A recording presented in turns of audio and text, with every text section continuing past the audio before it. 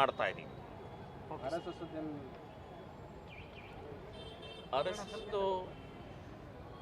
ಚಿತಾಪುರ್ನಲ್ಲಿ ಒಂಥರ ಧರ್ಮ ಸಂಘರ್ಷ ನಡೀತಾ ಇದೆ. 7-8 ಇತರೆ ಸಂಘಟನೆಗಳು ಅಂದರೆ ಸಂಘವನ್ನು ಬಿಟ್ಟು ಇತರೆ ಸಂಘಟನೆಗಳು ನಾವು ಮಾಡ್ತೀವಿ ಅಂತನ್ನುವಂಥವರು ಸಂಘಟನೆಗಳಲ್ಲ. ಅದು ಪ್ರಿಯಾಂಕಾ ಖರ್ಗೆ ಅವರೇ ಮಾಡಿಸ್ತಾ ಇದ್ದಾರೆ. ಅಲ್ಲಿ ಹಿಂದೂಗಳನ್ನು ಒಡೆಯುವಂಥದ್ದು ಪ್ರಕ್ರಿಯೆಯನ್ನು ಮಾಡ್ತಾ ಇದ್ದಾರೆ. ದಲಿತರು ಹಿಂದೂಗಳೇ, ದಲಿತರು ನಮ್ಮವರೇ.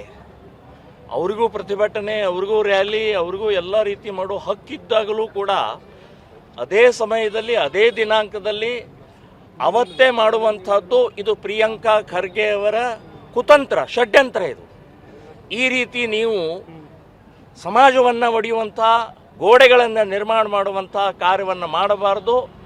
ಕೋರ್ಟು RSS ಪರವಾಗಿ ನ್ಯಾಯ ಕೊಡುತ್ತೆ ಅಂತನ್ನುವಂಥ ವಿಶ್ವಾಸ ಇದೆ.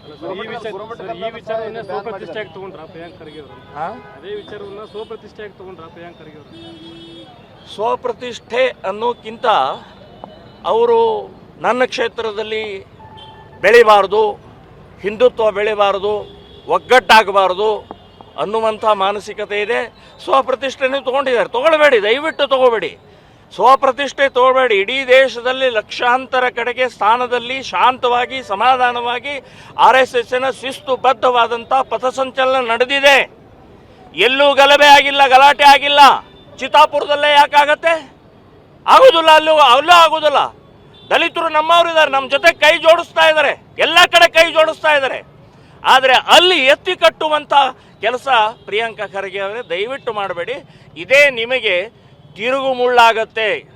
ನಿಶ್ಚಿತವಾಗಿ ಹೇಳ್ತೀನಿ, ಇದೇ ದಲಿತರು ನಿಮ್ಮ ವಿರುದ್ಧ ಸಿಡಿದೇಳ್ತಾರೆ ಅಂತ ಅನ್ನೋದು ನೆನಪಿಟ್ಕೊಳ್ಳಿ. ನೋಡಿ, ಆ ಕ್ಷೇತ್ರದಲ್ಲಿ ಮಿನಿಸ್ಟರ್ ಇದ್ದಾರೆ ಅವರು. ಸೊ ಮಿನಿಸ್ಟರ ಪ್ರಭಾವದಿಂದ DC-ಗಳು SP-ಗಳು ಅವರ ಮಾತನ್ನು ಕೇಳ್ತಾರೆ ವಿನಃ ಕಾನೂನು ನ್ಯಾಯ ಏನು ಹೇಳುತ್ತೆ ಅದನ್ನು ಕೇಳಲ್ಲ. ನೀವು DC SP ಅವರು ಇವತ್ತು 5 ವರ್ಷದ ಅವಧಿಯಲ್ಲಿರುವಂಥ ಮಿನಿಸ್ಟರ್ ಮಾತು ಕೇಳಕ್ಕೆ ಹೋಗಬೇಡಿ. ನೀವು 60 ವರ್ಷ ರಿಟೈರ್ಡ್ ಆಗೋ ತನಕ ಅದೇ ಸ್ಥಾನದಲ್ಲಿ ಇರ್ತೀರಿ. ಸೊ ಆ ನ್ಯಾಯ ಏನು ಹೇಳುತ್ತೆ, ಕಾನೂನು ಏನು ಹೇಳುತ್ತೆ, ಶಾಂತಿ ಪರಿಪಾಲನೆ ಮಾಡೋಕ್ಕಾಗದೇ ಇದ್ದರೆ ರಾಜೀನಾಮೆ ಕೊಟ್ಟು ಹೋಗಿ ನೀವು. ಆದರೆ ಈ ರೀತಿಯ ತಪ್ಪು ಸಂದೇಶವನ್ನು ಕೊಡುವಂತಹ ಪ್ರಕ್ರಿಯೆ SP DC ಅವರು ಮಾಡಬಾರ್ದು ಅಂತನ್ನುವಂಥದ್ದು ಹೇಳ್ತಾರೆ.